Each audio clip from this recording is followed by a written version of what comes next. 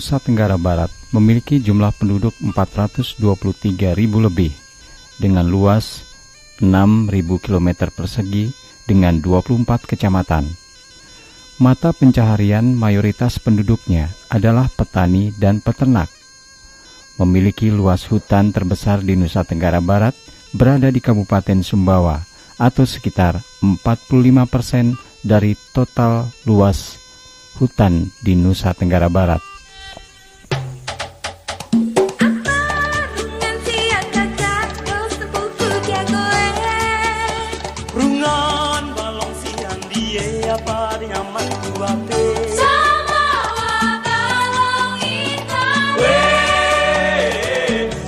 Sate nyaman nate lama dihe tu sate sai hilang suke susate ya ya dokanda awenanta bersama waktu nane. Sebagian besar desa-desa berbatasan dengan hutan. Keberadaan hutan tersebut memberikan manfaat langsung terhadap pendapatan masyarakat. Salah satu desa yang memiliki hutan yang masih baik dan penghasil madu terbaik di Sumbawa adalah Desa Batu Dulang, Kecamatan Batu Lante. Desa Batu Dulang merupakan desa yang kerap dijadikan sebagai lokasi belajar madu hutan di Kabupaten Sumbawa. Masyarakat sekitar hutan Sumbawa bahwa madu hutan tidak bisa dipisahkan satu sama lainnya.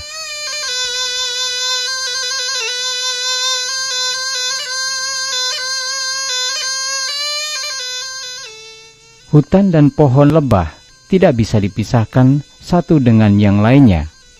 Pohon lebah oleh masyarakat Sumbawa disebut dengan boan. Disebut boan jika pohon tersebut dihinggapi oleh banyak sarang dan bersarang setiap tahun. Boan biasanya di pohon binong.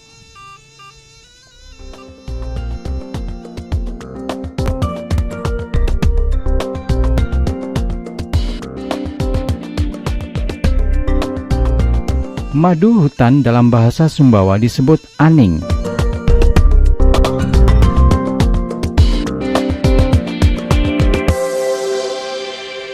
Proses panen madu hutan Sumbawa selama ini dilakukan dengan cara mengambil semua bagian sarang lebah.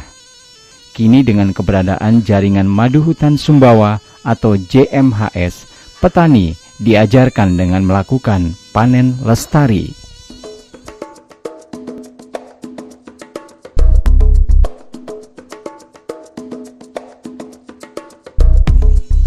Panen lestari adalah di mana petani hanya mengambil bagian sarang yang mengandung madu dan sebagian dari sarang disisakan. Karena setelah 15 hari kemudian, lebah akan membuat bagian yang mengandung madu pada sisa sarang yang ditinggalkan. Sehingga dengan panen lestari, petani dapat memanen sebanyak 3 kali dalam satu sarang. Bagi masyarakat Sumbawa, panen madu dilakukan pada siang hari, jarang dilakukan malam hari.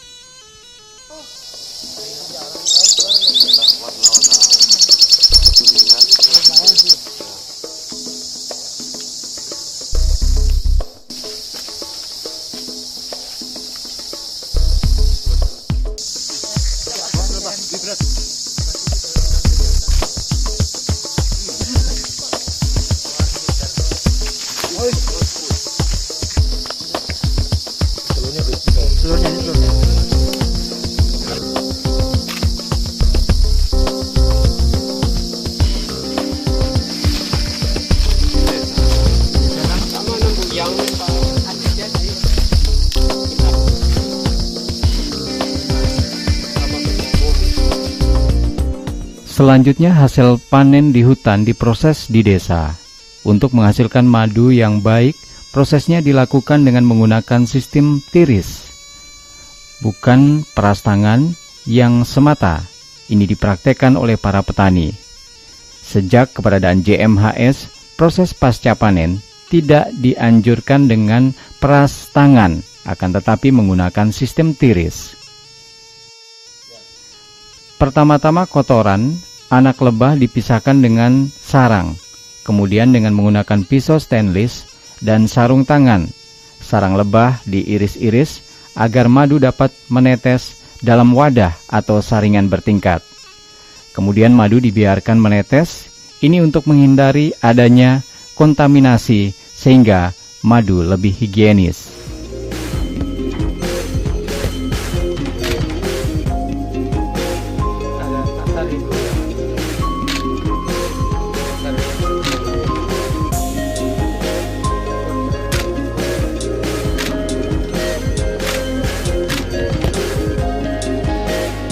Ya, dari turun-temurun masyarakat di sini pencari madu. 90% dari masyarakat Desa Batu Dulang adalah pemburu madu. Tahun 2013, jadi produksi madu masyarakat Desa Batu Dulang dia mencapai 11 ton lebih. Itu kita pasarkan ke jaringan madu hutan Sumbawa. Mungkin ada pihak-pihak terkait yang bisa membantu memfasilitasi, misalnya memberikan bagaimana untuk biaya penanaman pakan lebah supaya lebah produksinya tetap nyambung.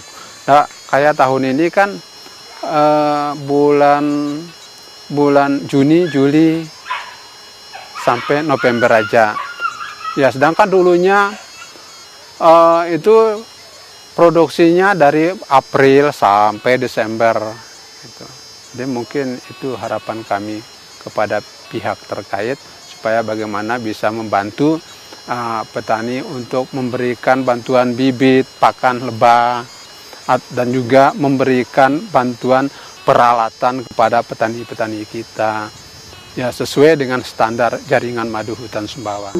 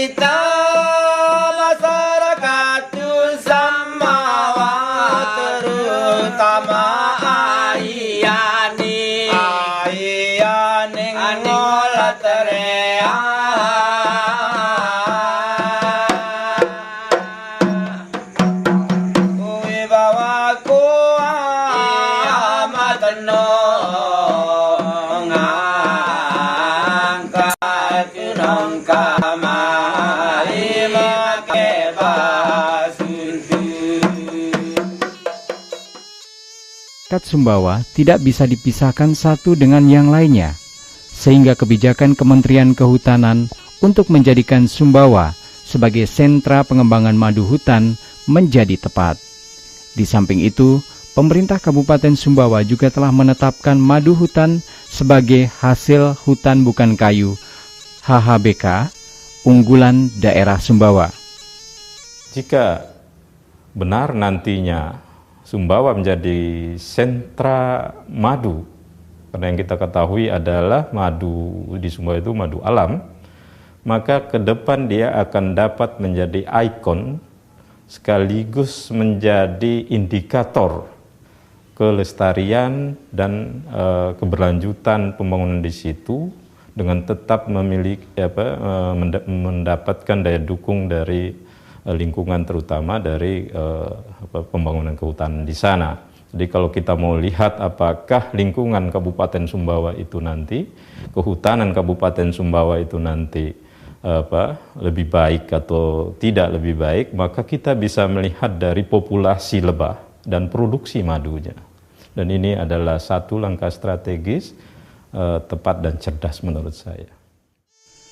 Kementerian Kehutanan telah menetapkan sebagai klaster komoditi hasil hutan bukan kayu unggulan madu hutan di Kabupaten Sumbawa. Kebijakan tersebut telah ditetapkan sejak tahun 2010. Dikaitkan dengan pembangunan kehutanan, hal ini adalah satu langkah yang cerdas yang dilakukan oleh KPH Batu Lante, Pemda Sumbawa melalui Dinas Kehutanan Sumbawa, Kementerian Kehutanan melalui BPDAS Dodokan Moyosari, dan para pihak lain yang telah mendorong untuk menjadikan madu sebagai ikon di Kabupaten Sumbawa dan menjadikan Kabupaten Sumbawa sebagai sentra pengembangan madu di Indonesia. Itu adalah menurut saya langkah yang tepat, kemudian strategis dan cerdas yang diambil oleh kawan-kawan.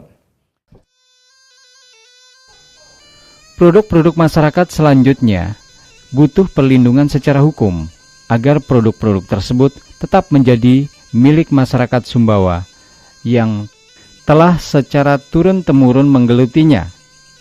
Salah satu model perlindungannya adalah hak atas kekayaan intelektual atau HAKI, indikasi geografis madu Sumbawa, dengan pemegang hakinya adalah Jaringan Madu Hutan Sumbawa atau JMHS. Dengan hasil inventarisasi indikasi geografis Provinsi Nusa Tenggara Barat, telah dilaksanakannya sosialisasi hak kekayaan intelektual, khususnya indikasi geografis yang diselenggarakan oleh Direktur Jenderal Hak Kekayaan Intelektual bekerjasama dengan Kantor Wilayah Kementerian Hukum dan HAM Provinsi Nusa Tenggara Barat pada tanggal 27 Juli tahun 2011 langsung direspon oleh Gubernur Provinsi Nusa Tenggara Barat dan sebagai komoditi tradisional yang berasal dari Pulau Lombok dan Pulau Sumbawa, yang antara lain yaitu madu Sumbawa, kemudian susu kuda Sumbawa, kemudian kangkung Lombok. Perkembangan madu Sumbawa ini di Provinsi Nusa Tenggara Barat telah dikenal keunggulannya dengan ciri khas serupa tidak ditemukan di daerah lain. Madu Sumbawa ini merupakan produk kebanggaan dengan cara peternakan budidaya dan perburuan tradisional yang telah dikembangkan secara turun-menurun, telah diakui dan telah mendapatkan sertifikat yang telah diserahkan langsung oleh Bapak Direktur Merek yang dipusatkan di Kabupaten Sumbawa Besar pada tanggal 17 Desember tahun 2011. Logo indikasi geografis hak atas kekayaan intelektual madu Sumbawa atau IG Haki Madu Sumbawa selanjutnya digunakan pada semua label madu produk dari JMHS sebagai bukti bahwa madu tersebut benar-benar berasal dari Sumbawa. Hak atas kekayaan intelektual indikasi geografis madu Sumbawa ini dilindungi oleh undang-undang serta peraturan pemerintah sehingga memiliki kekuatan hukum. Pemerintah Kabupaten Sumbawa sangat mendukung pengembangan pembentukan sentra madu hutan di Kabupaten Sumbawa oleh Kementerian Kehutanan. Dan KPH sekarang sedang fokus kepada pengembangan satu model desa madu hutan di Kabupaten Sumbawa, yaitu Desa Batu Dulang. Dan Desa Batu Dulang merupakan bagian dari wilayah kerja KPH Batu Lante. Ke depan, ketika orang bertanya di mana masyarakat atau orang lain bisa belajar madu hutan di Kabupaten Sumbawa, maka kita akan bisa menyodorkan bahwa Desa Batu Dulang merupakan desa madu hutan di Kabupaten Sumbawa. Untuk membangun kepastian pasar madu, JMHS bersama Pemda Sumbawa dan Kementerian Kehutanan serta Bank BNI mendukung keberadaan outlet bersama berupa dibangunnya Rumah Madu Sumbawa. Rumah Madu Sumbawa berfungsi sebagai jendela pemasaran produk madu Sumbawa yang dihasilkan dari dampingan atau binaan JMHS yang diyakini dapat menjadi garansi keaslian madu Sumbawa.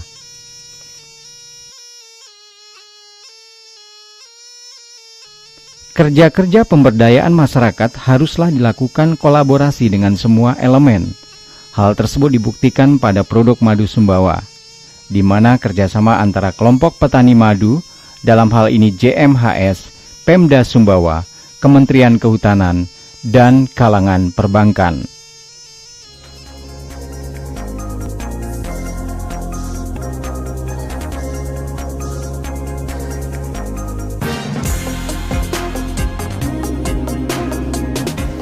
Dengan surat keputusan Bupati nomor 104 tahun 2013 telah menetapkan madu hutan Sumbawa ini sebagai salah satu komoditi unggulan yang bisa dikembangkan dan memiliki potensi yang besar ke depan.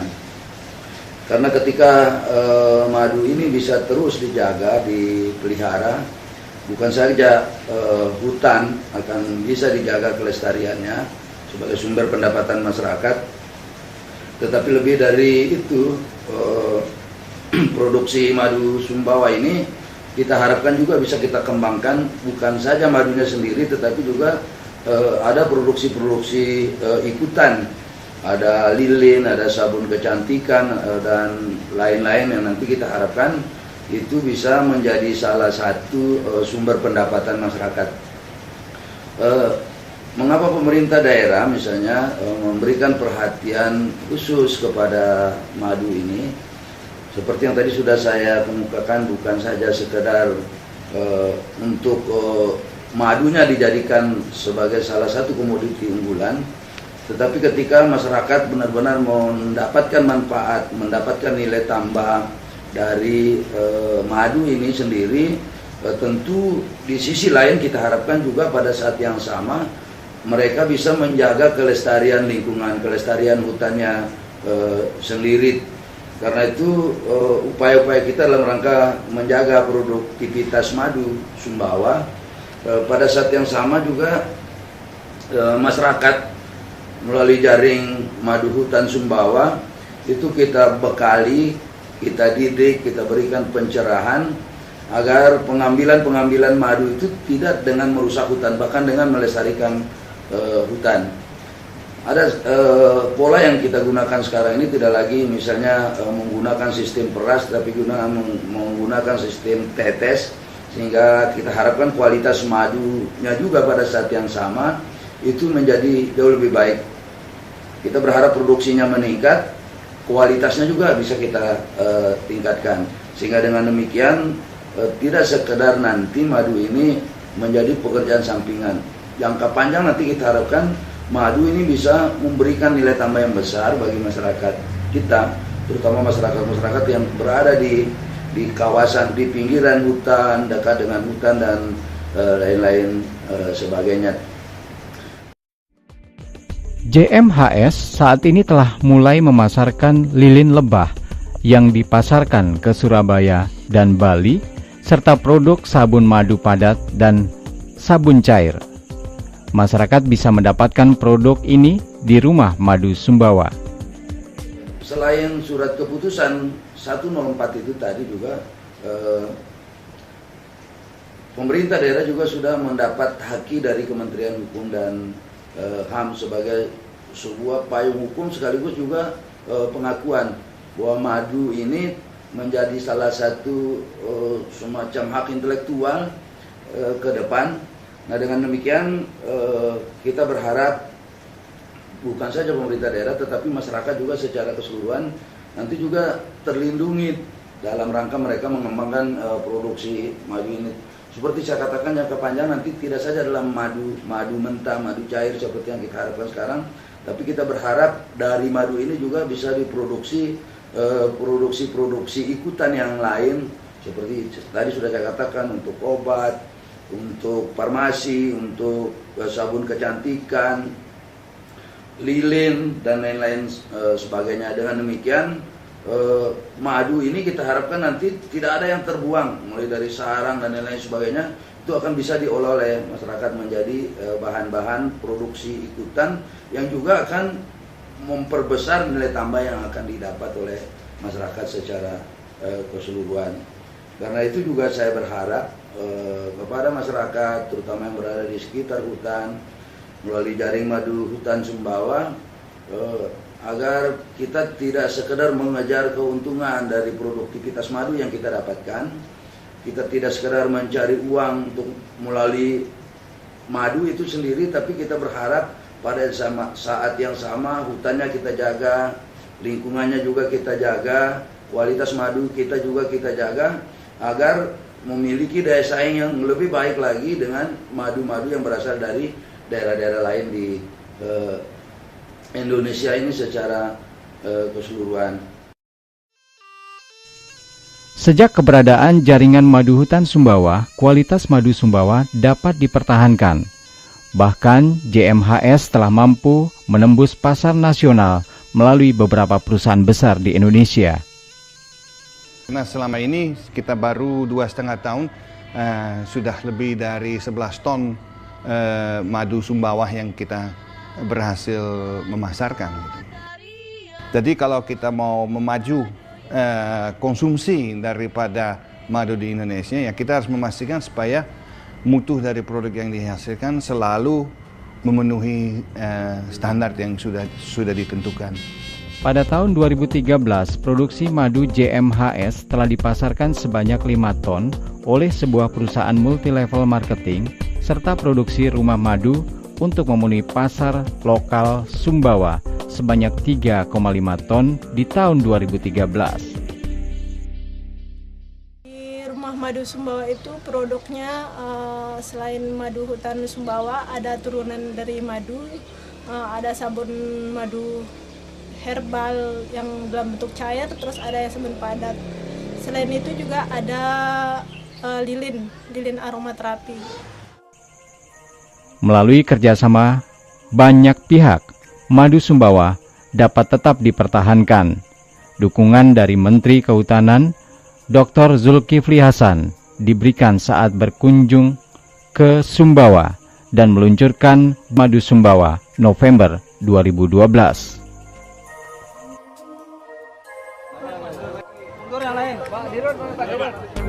Yang penting anu. Sekolah tinggi mana? Jul. Mana juragannya? Juragan tuan rumah ini. Pelan-pelan, Pak. Ya. Pelan-pelan. Bismillahirrahmanirrahim. Oke. 1, 2, 3. Ya. Oke. Antar mobilnya, Pak. Sudah, lain masih ada. Kali. Geli. Dulu udah.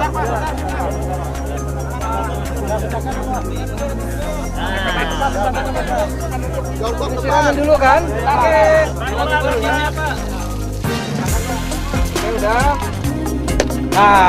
Ayo Pak, silakan Pak. Siram dulu Pak. Ya. Udah kena itu aduh. Oke. Ya. Oke, jatuh. Ya, jangan dibuka.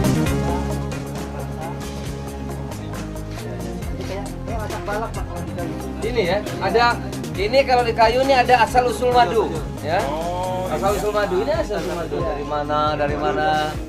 Gitu, ya.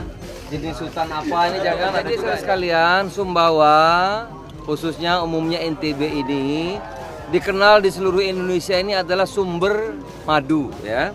Sumber madu.